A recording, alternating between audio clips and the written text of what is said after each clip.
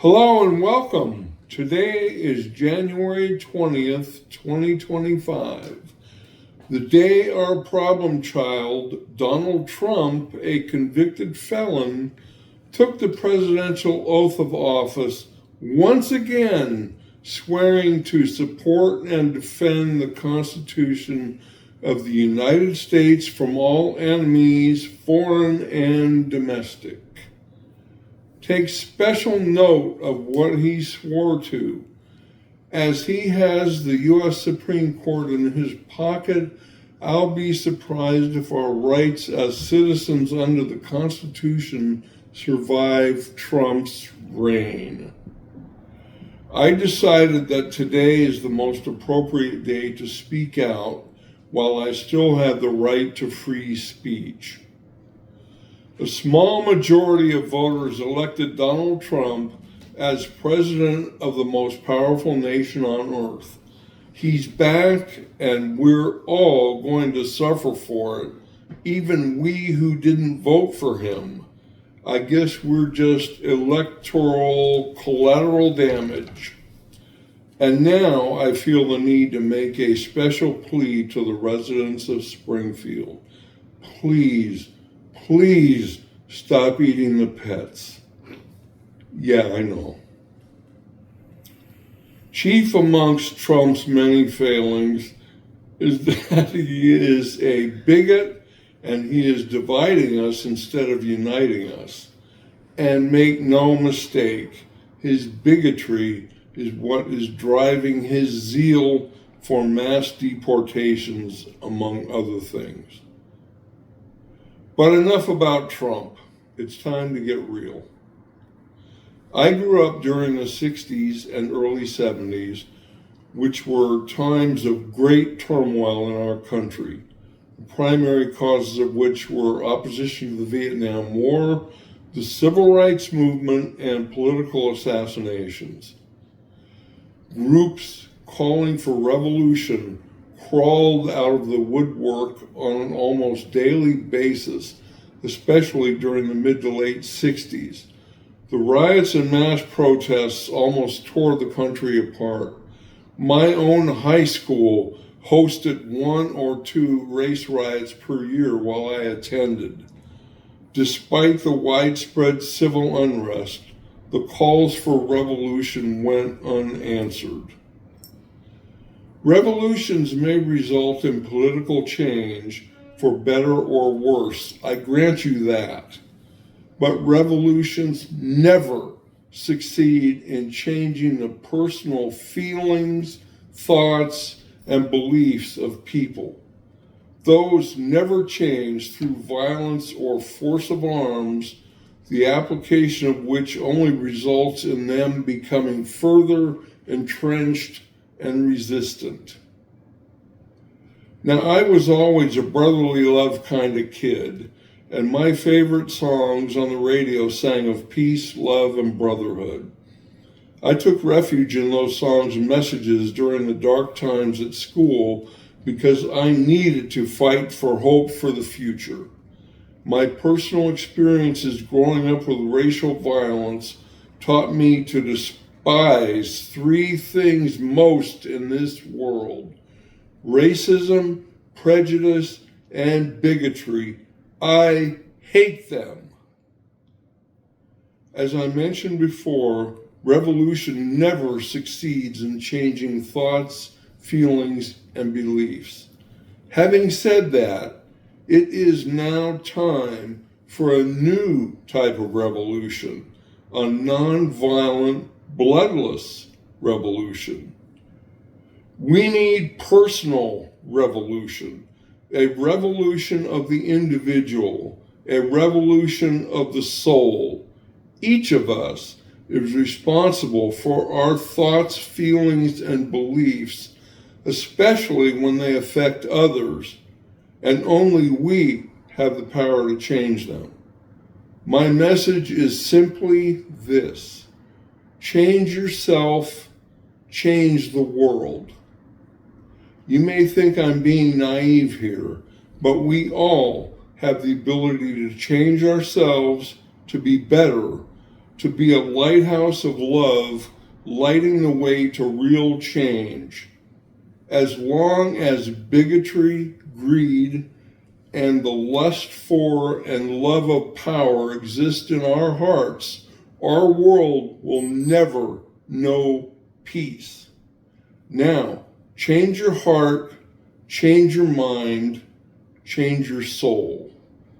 I'm going to tell you how to lead your personal revolution, and the best thing is that it's free.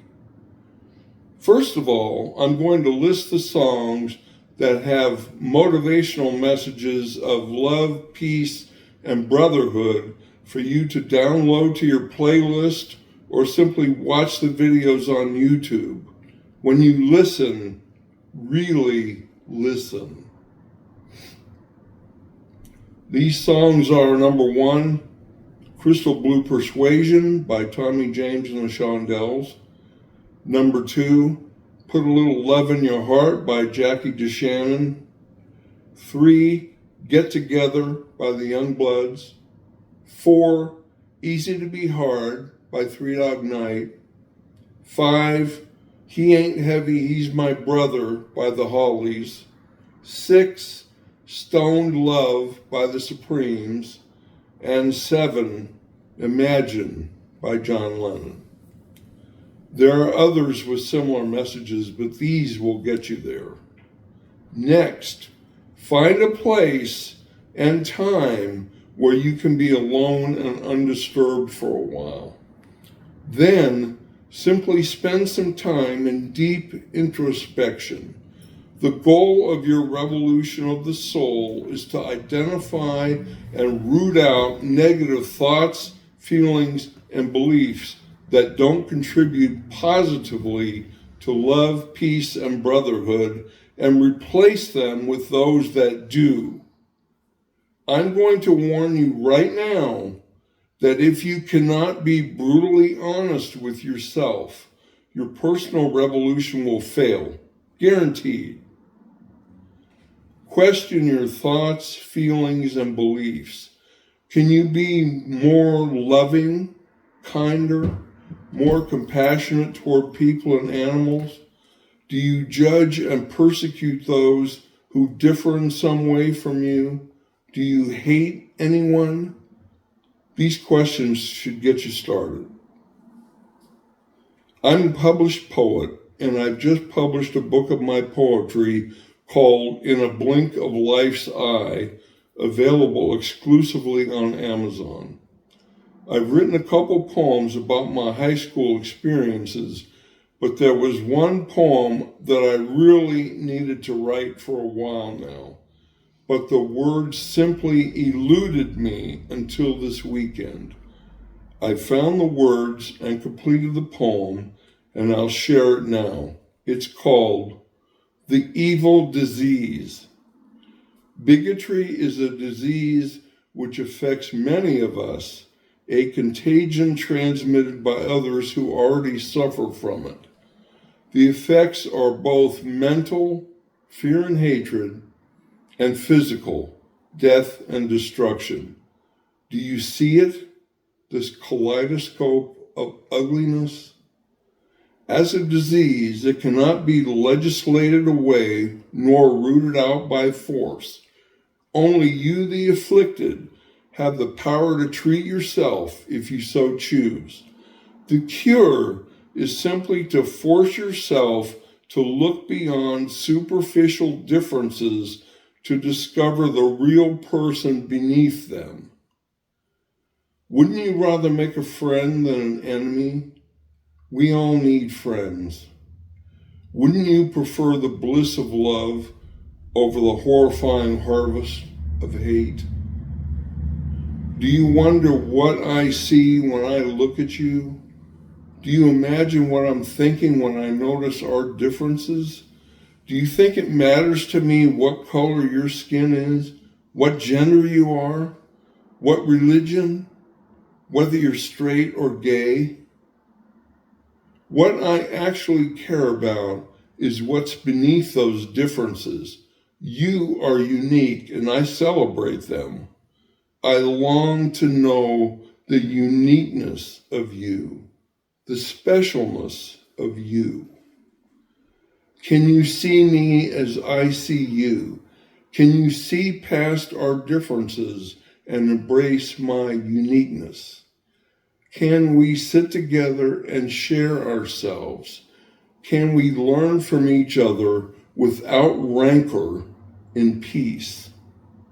Can we, just the two of us, begin to spread the cure to the disease of bigotry and heal it with love?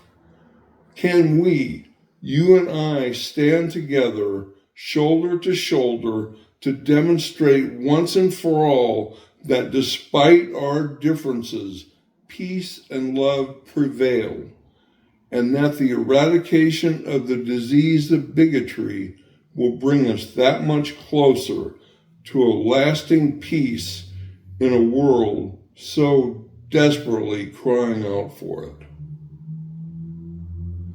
That concludes my call for revolution. Please spread the word of the revolution of the soul and this video, which is available to view on my website, terrymacraepoet.com. Also, share it. Do it. Thank you for watching, and remember, change yourself, change the world.